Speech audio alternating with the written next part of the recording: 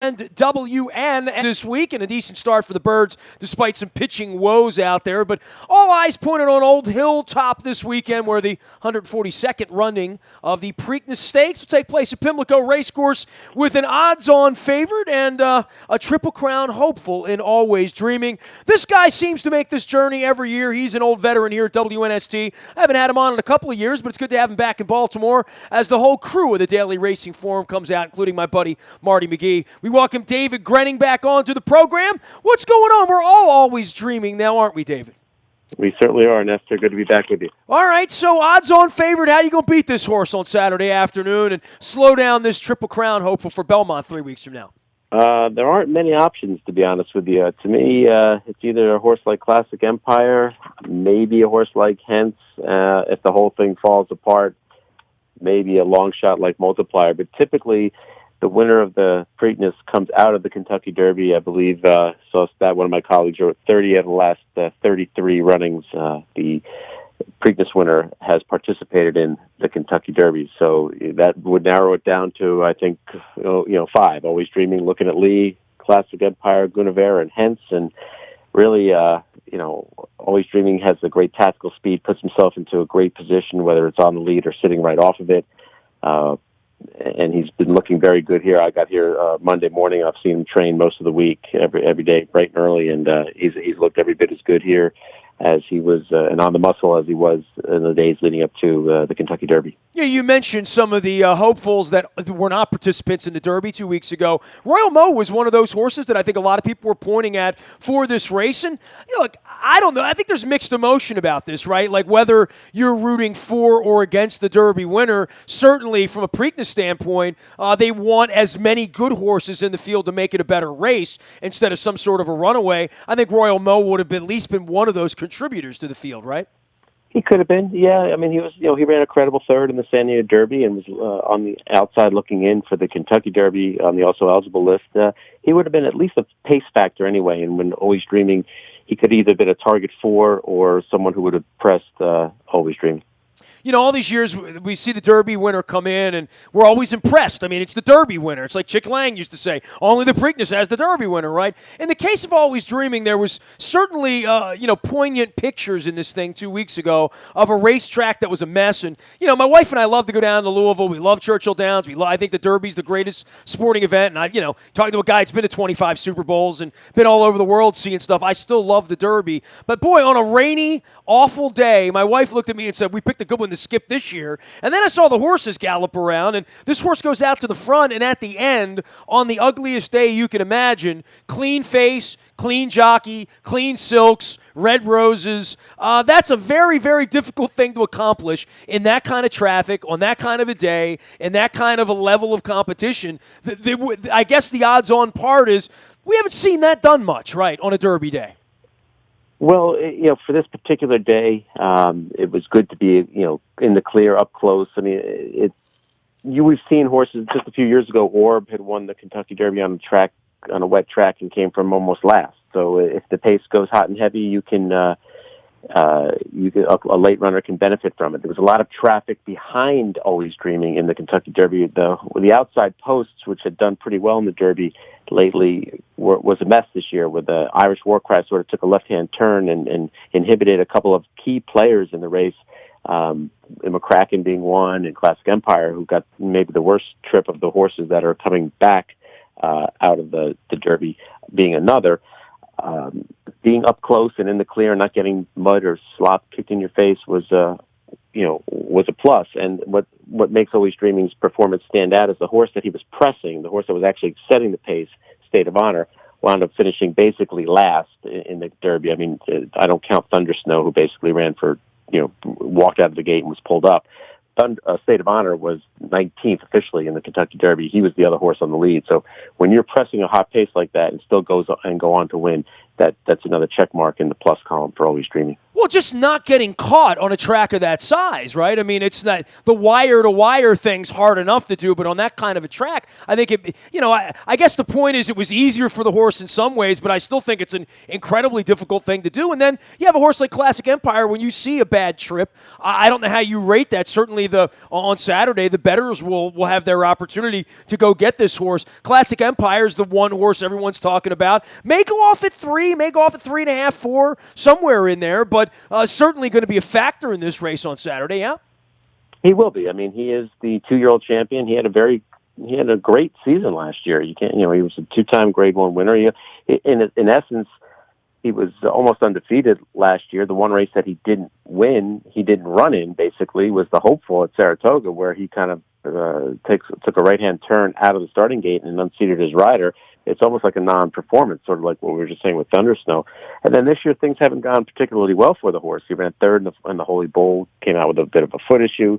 Then he wouldn't train a couple mornings. They had to sort of start over from scratch, go back to the farm where he was broken at, and work there. But then he went to Arkansas. He won the Grade 1 Arkansas Derby. So they thought he was back on the beam. And then in the Kentucky Derby, he just was his best chance was eliminated right at the start. Not that you can't come from off the pace in the Kentucky Derby, but that's not really his style. He likes to be into the race. He likes to be sitting second or third, maybe even being on the lead. And I think in a 10-horse field with a cleaner break, he will make his presence felt early and very potentially late. David Grenning covers all things horse racing. He is out at Old Hilltop all week for Preakness 142. He was also at the Derby 2 weeks ago. You can follow his journey out at the Daily Racing Form. That's drf.com, or on Twitter at drfgrenning. That's Grening. David Grenning joining us here. You mentioned Hence, and for folks out there just going to lay $2 down on a number, a color, a name, I think hence is a wonderful word to use in book form. Your thoughts about that horse and why you mentioned that horse as part of a triple? Well, he's a horse that had run very well in a race called the Sunland Derby. He won that race back in March 26th, which was turned out to be a pretty productive race. The second-place horse, Conquest Mo Money, ran second in the Arkansas Derby. The third-place horse, Hedge Fund, ran second in the Illinois Derby, and the fourth-place finisher from that race, IRAP, won the Bluegrass. And then, I believe he ran the Kentucky Derby, didn't do too well.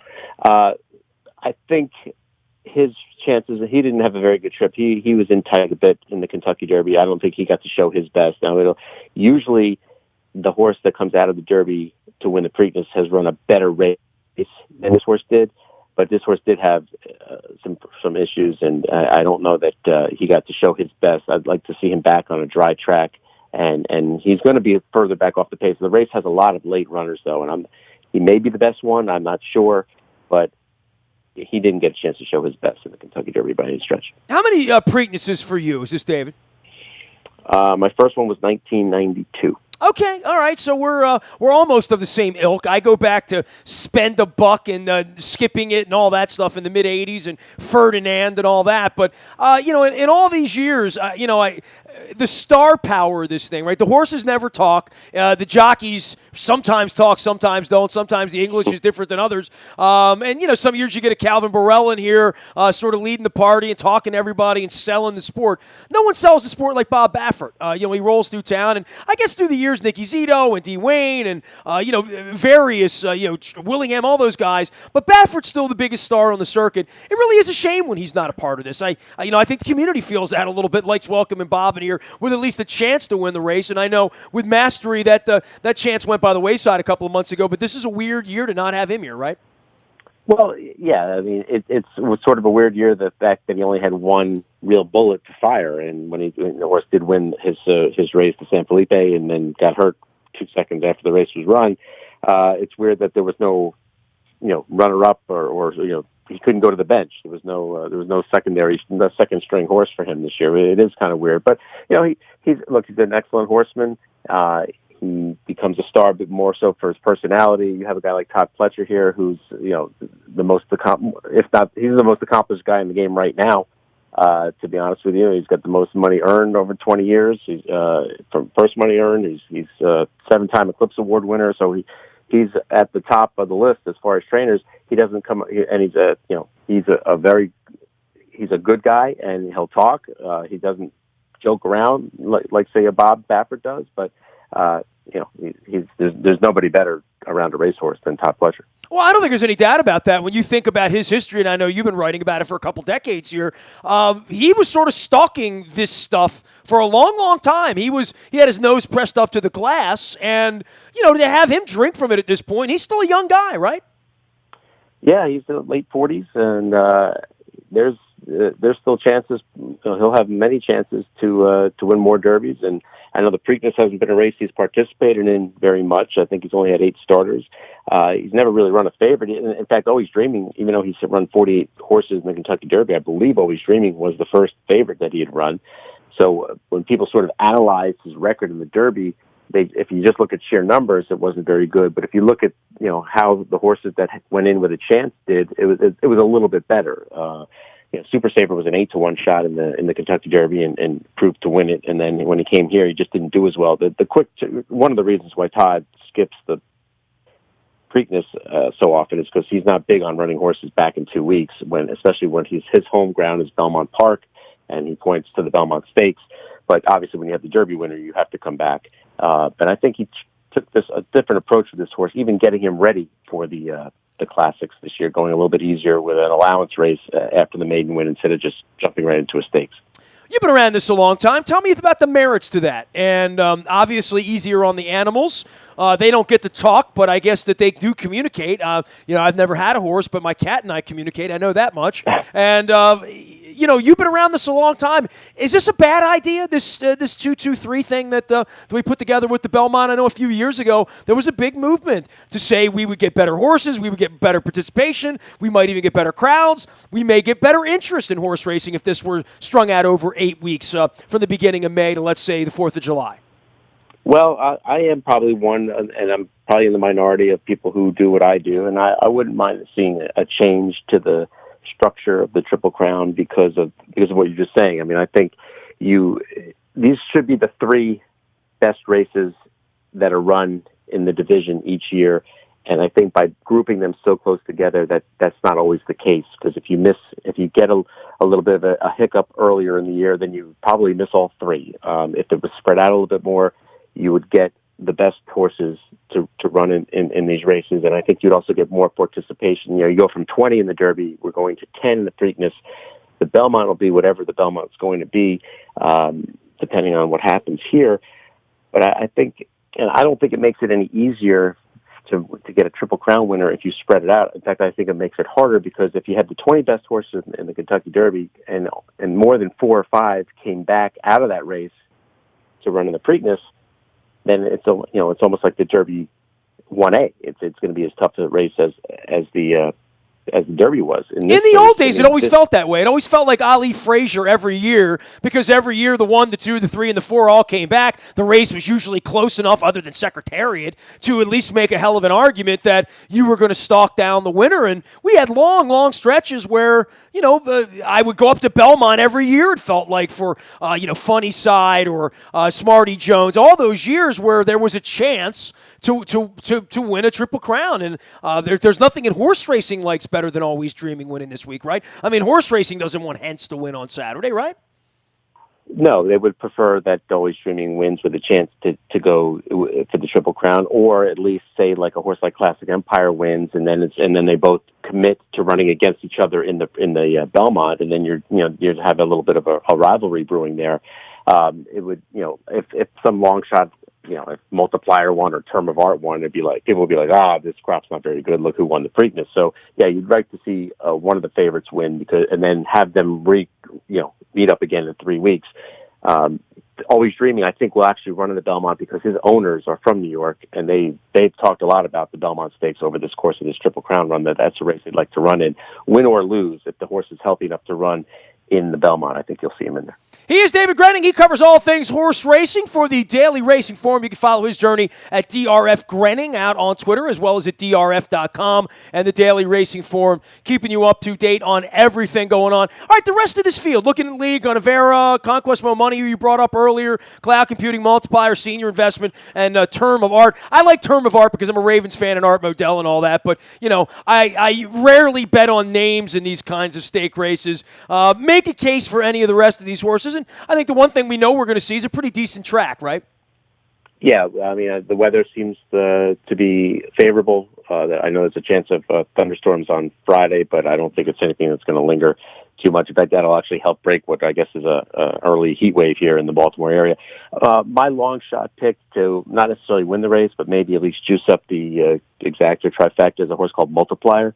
He's a horse that just won the Illinois Derby. He's won 2 in a row for a trainer, up-and-coming guy named Brendan Walsh. What I like about this horse is that he's, in all of his 4 starts, he's just kept coming and kept coming. He's never really regressed in the stretch. He's always gaining ground, and I think the further, the better for him. While the Illinois Derby wasn't a great field, he didn't beat anybody of, he hasn't really faced anybody of consequence yet, which would be my one, disclaimer here about him. I think he's a horse that if he steps his game up a bit, he can be a factor, and he'll probably be in the 20-1 range. Does he win the race? I don't know, but could he be an exacta or trifecta play? Yes, I think he could. I like how you put that, like multiply your earnings with him. I like that. There you go. Multiplier, we can remember that. Last thing for you, I've been doing this 25 years now, and I remember when the Preakness was a real big deal around here in the 80s, and I remember rubbing elbows with Howard Cosell, on the back, back there, back by the stakes barns and all the little area back there they have, and I love coming out there and seeing the Clydesdales run around and seeing the winner and seeing the energy. And I know you live it every day. It's what you do. Around here, it's a circus. It comes to town for a couple days a year. You do a lullaby breakfast. You do the race. And on Monday, it's back to the Orioles and the Ravens and trying to get to the beach and everything else that goes on around here. But you live in this. What do you love about it 25 years into this and, this circuit and running around? I would think from your perspective in storytelling to some degree, there's an unending number of stories at a racetrack, right? I mean, and the horses don't talk at all. I think that's a cool part of it. That's the part that I like is when NBC comes on and they tell the stories on Saturday and even on Friday for the Oaks, is I try to watch all the coverage to learn about this because I do wind up talking about it for a week. But what do you love about it? Well, you hit right on. It is the stories. You get a horse like Gunavera with a trainer by the name of Antonio Sano, who's kidnapped, in the native Venezuela. The guy's kidnapped twice. He's one of the leading trainers there. He gets kidnapped twice, and then he overcomes that, and he comes to the United States, $16,000 horse, and he wins, a graded stake at Saratoga last year, and he wins the Fountain of Youth at Florida this year, and he gets a horse in the Kentucky Derby. I mean, you don't. It's hard pressed to find stories like that in other venues. You have a horse like Conquest Mo Money, connections that no one's ever heard of. They go to a dispersal sale and buy a horse for $8,500, and he's already made $508,000, and here he is in the Preakness with a chance to win. And you get those guys in addition to the bigger names, the Todd Pletchers, the Chad Browns. Okay, there's no Bob Baffert this year, but the race goes on, and there's always going to be a winner, and there's always going to be a story behind that winner, and even some really good stories behind the losers, and that's really what keeps me interested in the game. American Pharoah is still the best story, though, right? Yeah, I mean, look, it's sort of like the Red Sox, right? When the Red Sox finally won the World Series, you waited so long, and the Cubs too, I guess, when you waited so long. Throw Cleveland in there. That's the trifecta. They got to win too. There you go. Because the Browns are never going to win. I point that out every year. So that's true. But it hadn't happened for so long, and people were getting, people started to lose interest a little bit. From the mainstream, it's like, okay, this is here we go again, because there have been like 12 or 13 opportunities since the last one to actually get one, and then here comes this horse that just dazzles. And the great thing about him, and really what made him so good, there's a lot of horses with talent. He had a great mind, and Baffert did a really good job with this horse, sharing him with the people. I remember the morning after the Belmont, he let the reporters right up close to the horse. There's not a lot of guys who would do that, only because, and in part because the horse wouldn't allow that. But when you have a horse that had, for as much as you can say, a personality like American Pharoah, it really added to the story. But if we come back, let's say Always Dreaming wins the Triple Crown, it'll be great, but still won't be like, okay, it's been 2 years, not 37 years. Well, hey, it was a pleasure to have you join us here this week and educate us a little bit. As I said, it is a circus that comes to town once a year, but you follow the circuit, and we appreciate all the expertise you guys put in 365 at Daily Racing Form, and my buddy Marty McGee as well. We'll check in again soon. Thanks, David. Appreciate you, man. Thank you, Nestor. I appreciate it. You got it, David Grenning from the Daily Racing Form joining us here. You can find him out on Twitter at DRF Grenning. That's Grening. He is the New York correspondent for the Daily Racing Form. And, of course, the circus moves to Belmont 3 weeks from now. But in the meantime, we're out at Old Hilltop here all week talking to folks and getting a look at the race and getting a look at the future of the race and talking about horse racing. I've been talking about it a little bit out on our social media. You can always join me in that conversation. Nasty at WNST.net. I'm out on Facebook, Twitter, LinkedIn, Snapchat, Instagram, streaming live on our Facebook Live, as well as our YouTube WNSTV channel. Don't forget to buy a Toyota Audio Vault is there for you 24 hours a day from anywhere in the world on your mobile device. Download the TuneIn Radio app. We do come in crystal clear. You can listen from wherever you are, whenever you are there. I listened in New Zealand 8 weeks ago, so I know we really do go around the world at one click. Just got to have a little Wi-Fi. No problem with that. Last but never least, any breaking news happens first on the WNST Tech Service. That is all brought to you by Coons Ford of Security Boulevard in Dennis Colazzos. We'll be here on Thursday from 3 until 5, driving you home. It is the SSV on WNST, all brought to you by Coons Ford of Security Boulevard. Still have space in London. Still have space for Nashville. Still have space for Green Bay on our Ravens road trips. We'd love to have you along with us. Just send me an email, nasty@WNST.net, or hit the road trips tab out on the website. I am Nestor. We are WNST.net, AM 1570, and WNST Towson, Baltimore, and we never stop talking Baltimore sports.